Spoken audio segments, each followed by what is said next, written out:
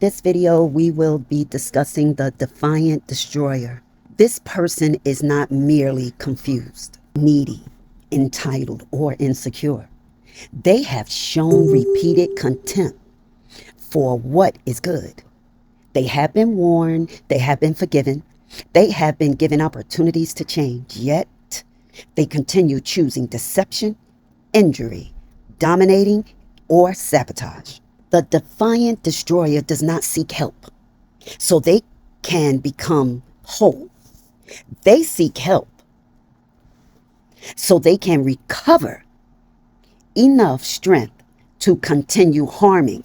They may ask you to repair their reputation without asking them to repair their character. They may ask you to defend them against the very people they injure. They may ask for money while continuing conduct that devours every resource. They may ask you to pray for their success while refusing to stop unethical actions. They may ask for another chance, not because they value transformation, but because the previous source of benefit has been interrupted.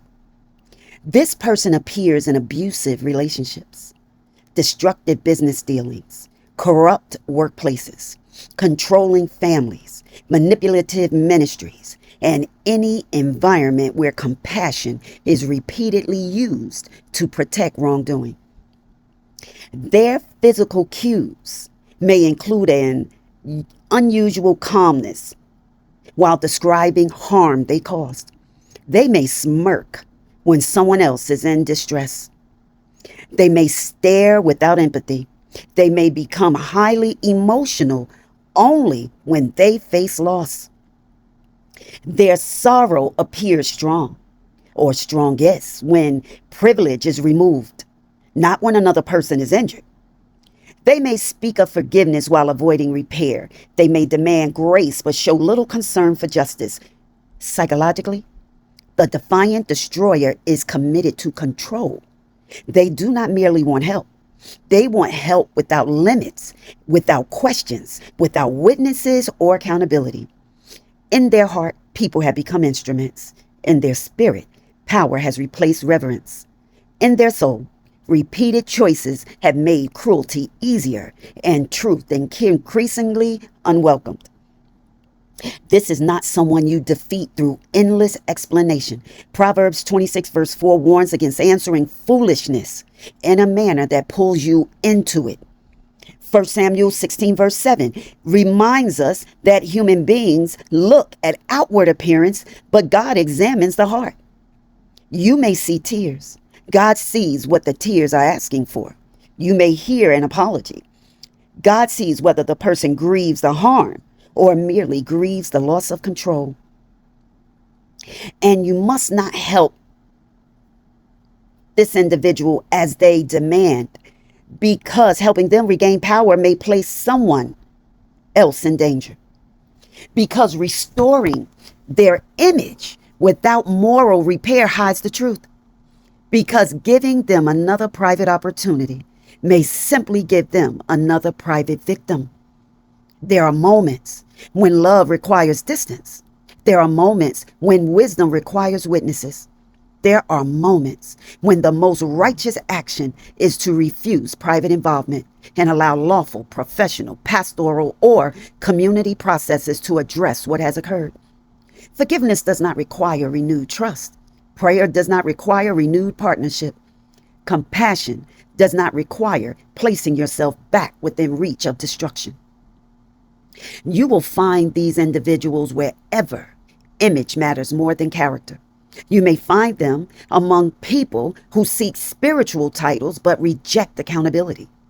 You may find them in relationships where repeated harm is allowed because it is followed by dramatic repentance and then repeated harm again. You may find them in workplaces where the powerful expert, at least that's what they believe, they expect the injured to remain silent. You will find them in families where truth tellers are blamed for revealing what everyone else agreed to conceal. But there is an ending. The defiant destroyer is often the most belligerent. They believe consequences are for other people. They believe charm will always rescue them. They believe every witness can be discredited. They believe every compassionate person can be persuaded to return. They are confident because intimidation has worked before. They are overly sure because they have mistaken delay for divine approval. What they did not know was that you were not merely a convenient person standing in their way. You were spiritually chosen by God.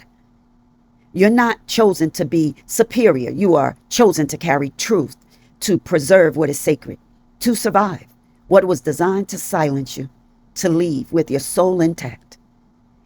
They thought your compassion meant you could not depart. They thought your faith meant you would never expose deception. They thought your love meant you would tolerate anything. They did not understand that the God who teaches mercy also teaches wisdom. The God who opens doors also closes them. The God who sends helpers also calls them away when their presence is being profaned. And when you leave, the destroyer may initially celebrate. They may tell people they defeated you. They're glad you're gone. They may rewrite the story. They may act relieved, but time begins revealing what pride concealed. The environment changes. The truth begins to surface. The people they control begin speaking. The resources they took begin disappearing. The gift they treated as common is no longer present to repair what they continue breaking. And what they receive as a consequence is not always made public. Some is lived behind closed doors. It appears late at night. It appears when the next person refuses to give what you once gave freely. It appears when they discover that they could control your circumstances for a season, but they could not cancel what God placed on your life. They knew your compassion. They did not know your calling. They knew your humanity. They did not know heaven had marked your life for purpose. They thought they were rejecting a person, but actually they were rejecting an answer to a prayer they would later remember making. Let's now gather the lesson. The deeper questions are, what does this person do after receiving help? Do they become more responsible or more demanding? Do they honor truth or become angry when truth enters the conversation? Do they seek healing or just relief? Do they protect what you share or store it for later use? Do they celebrate your life or privately compete with it? Chosen one, you must stop measuring every request by the intensity of the person asking. Intensity is not proof of divine assignment. Tears are not proof of sincerity. History with you is not proof that you must remain. And need is not proof that you are the one commanded to meet their needs. You must examine fruit.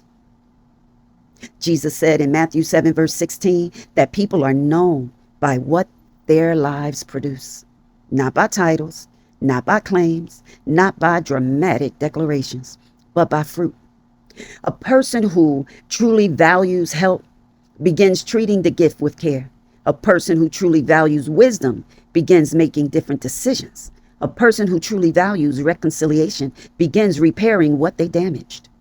A person who truly values you does not continually require your suffering as evidence of your love. You are not called to save every person who has decided not to save what remains of themselves. You are not required to destroy your future, proving that your heart is good. You are not ungodly because you have learned to say no. You are not selfish because you refuse to finance what violates your values. You are not cruel because you will no longer carry someone who attacks you every time you set them down. Your gift has an assignment. Your compassion has a purpose. Your wisdom belongs in places where it can produce life. You must not let guilt send what God has given you into hands committed to waste. And you must understand that their regret is not your reward. Do not live waiting for them to suffer. Do not make their downfall your new destination. Prophecy resolves by returning you to purpose. The true victory is not that the arrogant person eventually regrets losing you. The victory is that you no longer require their regret in order to know your value.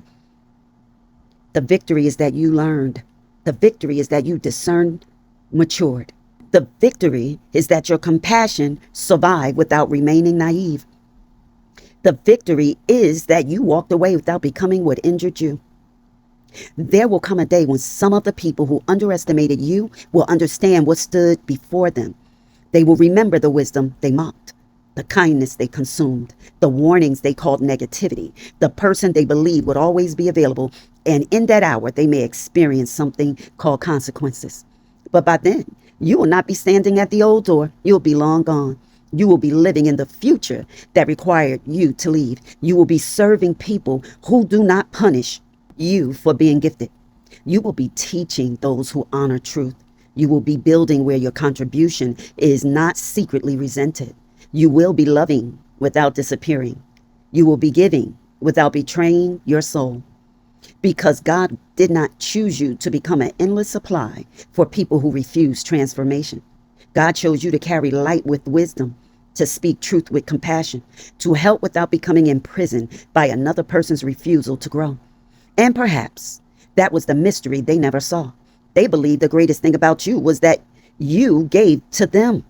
But the greatest thing about you was the God who gave you the ability to rise after they had taken too much. They thought the resource was yours alone. They did not know the source. They thought they could drain the vessel and end the calling. They did not know God could refill you in a place they could no longer enter. So let them misunderstand the door you had to close. Let them call your wisdom pride. Let them call or tell your story from the version of you they could control. You do not have to return to prove that you are loving. You do not have to bleed again to prove that you have forgiven. You do not have to abandon your purpose to make another person comfortable with their refusal to change. Go forward, guard what is sacred, give where life can grow, help where help is honored, teach where wisdom is received.